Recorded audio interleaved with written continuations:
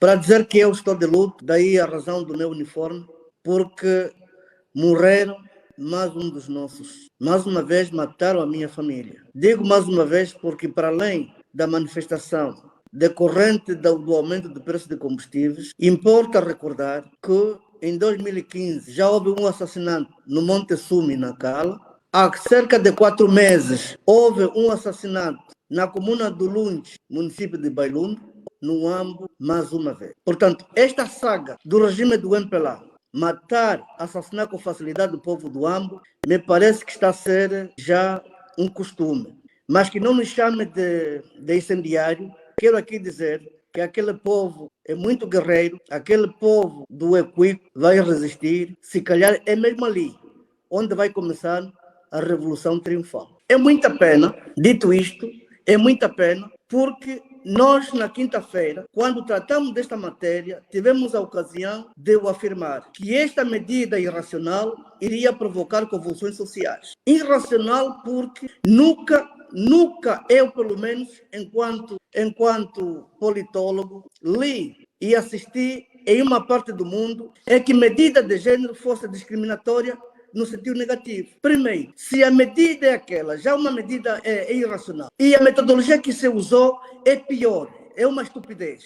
Como é que esta gente vai dizer que para aqueles que têm, para uma categoria o preço é aquele, para outra o preço é diferente? Nunca se viu parte nenhuma. Ou toma-se medida genérica para todos e todos têm que obedecer, ou não se toma medida nenhuma, porque o que se fez é exatamente isto, a injustiça. E este governo do MPLA sabe que não tem o registro, não tem o cadastro, não tem o licenciamento de ninguém. Para dizer que uns licenciados vão pagar 150 e os outros vão pagar 300, isto é de uma tamanha irresponsabilidade e as consequências são essas. Só espero que este governo não insista na linha de assassinato, porque se insistir nessa linha de assassinato, sobretudo no Ambo, eu penso que vai merecer uma resposta em que vai lhe pôr fora do poder, porque isto é inadmissível. Nós dissemos na hora que é uma medida irracional.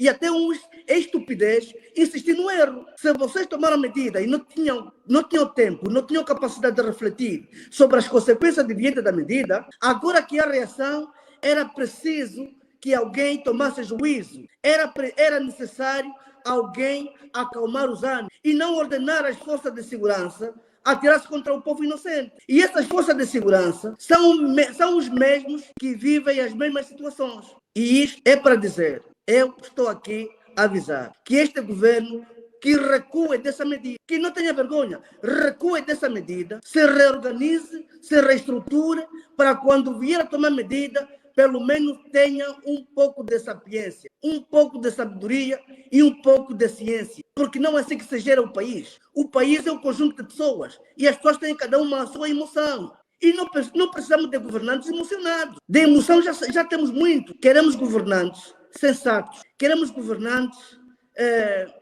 temperados, governantes que se conseguem aguentar a fibra no momento da crise. Porque este é o momento da crise. E este momento é tão fulcral que pode construir ou constituir uma ruptura geral. E o MPLA não pense que está aí plantado no poder a eterno. Não pense isto, mas aquilo que se diz. O camboqueto catito, mas ndavatu sama tutandamo. Nós somos poucos, sabemos que somos poucos, mas nós ainda somos um número significante em Angola. Os ovimbundos fazem a maioria.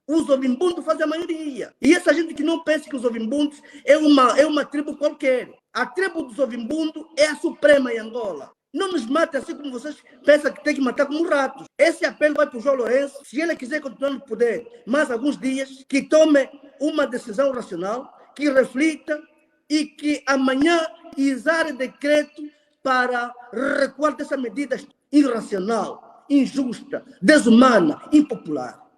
A relação entre governante e governado tem que ser a mais amistosa possível, porque ela tem que servir o destinatário das políticas do próprio governante consciente, tem que beneficiar e satisfazer as necessidades dos governados. O que hoje está a se passar, e isto não é novidade para ninguém, Não é que o povo do Ambo seja mais iluminado que o povo de Luanda. Acredito é que o povo de Luanda também está na contenção, também está na reflexão. Aliás, hoje houve uma manifestação silenciosa, porque as ruas não se fizeram encher dos taxistas e as paragens estavam abarrotadas. É um sinal, mas esse sinal não vai bastar porque haverá, de facto, um levantamento. Ou seja, quando o governo toma as medidas, essas, como visam sempre os populares, as populações, devem ser as mais racionais possíveis. Então, aí estabelecer o equilíbrio, porque quem vai pagar caro é o cidadão. E essas medidas, repito, são tão estúpidas, porque em nenhuma parte do mundo uma medida desta tem que se elevar o preço a 100%. Primeiro. Segundo, tinha que haver um conjunto de incentivos que possa, de facto, cobrir o impacto dessa medida. Mas nós já vimos a cesta básica quanto custa, já baixou a cesta básica, já aumentou o salário para o cidadão ter poder de compra e estar em condições de poder aguentar com esta estupidez de aumento de valor.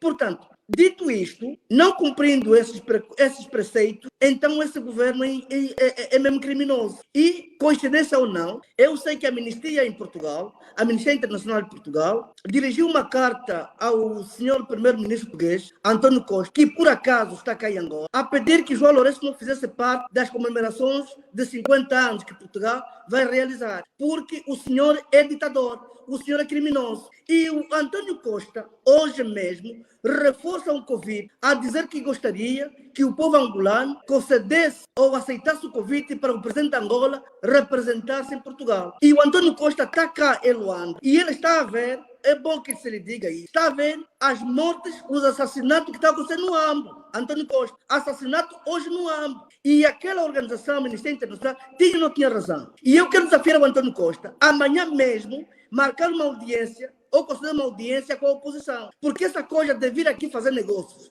e que não consulta os angolanos, consulta simplesmente os privados. Isso tem de acabar, porque Portugal não tem dinheiro para emprestar Angola. Portugal sabemos que é pobre. Isto é um facto. Os portugueses reconhecem. Onde Portugal está a tirar 2 mil milhões, ou seja, 2 bilhões para emprestar Angola. É o próprio nosso dinheiro, mais uma vez uma estupidez, é o nosso próprio dinheiro que vai servir, se vai servir ou não vai servir, os interesses públicos, mas a verdade é que vai servir uma casta de pessoas apenas, e o país fica endividado, não sei até que nível, para pagar essa dívida soberana. Nós temos que dizer isso. Portugal, ou se arrisca que essa dívida amanhã não se pague, ou Portugal seja claro, transparente, para nos dizer de onde vem esse dinheiro. Porque nós sabemos que Portugal vive da mendicidade, vive do favor da União Europeia. E nós, diga-se boa verdade, somos ricos. Agora, se o dinheiro que está vindo de Portugal pertence aos angolanos, também coloquemos a questão ao João Lourenço do tal esforço que ele fez, da recuperação de capitais, quanto que ele recuperou. E onde é que está esse dinheiro? Por que que nós temos que ter necessidade de pedir empréstimo a Portugal? Por quê? Mas por que temos que nos humilhar a um país tão pequeno que nem sequer tem a extensão de Luanda? E nós vamos ficando aqui, tendo esse vídeo de reflexão, os angolanos têm que ver. Esse tipo de negociado não podemos mais permitir, porque é por essa razão que os angolanos morrem. Vejam, entra o António Costa com a promessa de emprestar dinheiro e lá no Ambo estão a matar pessoas, porque estão a reivindicar um direito, porque não conseguem mais, não têm dinheiro para pagar o combustível, mas têm necessidade de se locomover. Mas como é que fica então o nosso país? Esse governo é governo de angolanos ou é um governo estrangeiro? Será que esses senhores que se chamam governantes de Angola são fantoches de quem? Servem a quem? Prestam serviço a quem? Tem que nos dizer. Será que prestam serviço a Portugal? Como dizia o homem do Chega, que Lisboa continua a ser a capital dos angolanos, porque os angolanos não têm capacidade de se cuidar, não têm capacidade de se dar vida melhor e têm que ir permanentemente para Portugal. Essa imagem que Angola tem que passar, essa humilhação que João Lourenço quer nos vender. João Lourenço não tem que fazer o que ele quer. Isto não é casa da mãe Joana. Isto é uma república. E nós só chegamos até aqui porque ao longo dos anos o sangue do angolano derramou aqui em Angola. Ninguém está aqui a viver de graça. Nós sempre fomos da luta, fomos das conquistas, fomos guerreiros. E não é o João Lourenço que vai fazer da Angola a sua lavra, o que ele quiser. Não lhes dá essa ousadia de roubar quando quiser. Que roubem nas lavras deles, se tem lavra. Dos mortos, são 7 mortos confirmados até agora. E sobre aquilo que chamaram de vandalismo dos bens públicos, primeiro é aquele jardim seco que vimos, que as pessoas estavam a pisar. as bandeiras do MPLA queimadas no Benfica e os pneus queimados nas estradas esburacadas. Portanto, se isso é que tem que chamar de bem público, então que seja. Mas nós sabemos que o Ambo há edifícios que estão há 48 anos sem merecer uma pintura ou um restauro. Portanto, disso está tudo feito, estradas esburacadas, ruas sem saneamento. Portanto, é isso que eles chamam de bem público. Agora, de facto, este assunto que trouxe para cá o Antônio Costa e este casamento, e tivemos uma novidade, porque o 13 parece que não é um número aritmético. O 13 é 13, é número de azar por quê? É número 13, é número aritmético. Mas desses acordos, eu também coloco o meu benefício de dúvida. Conhecendo bem os montos operantes deste governo, e hoje, sabendo que o próprio João Lourenço também está embrulhado na lama e no antro da corrupção, esse dinheiro praticamente não se vai refletir em nada. Para o azar nosso, seria bom que esse dinheiro pudesse, de facto, ajudar a desbloquear certas burocracias, certas situações que o país vive. Mas é um dinheiro tão ínfimo que nós tivemos a oportunidade de ter muito dinheiro. Aliás, o próprio João Lourenço, se calhar esse dinheiro não tem todo sozinho. Se fosse para o interesse público, eu penso que o próprio João Lourenço e os amigos, esse dinheiro os têm sozinho. Não precisaríamos de recorrer a Portugal para nos emprestar um dinheiro que não é de Portugal e que venha, de facto, ser distribuído novamente para os bolsos dos novos chefes.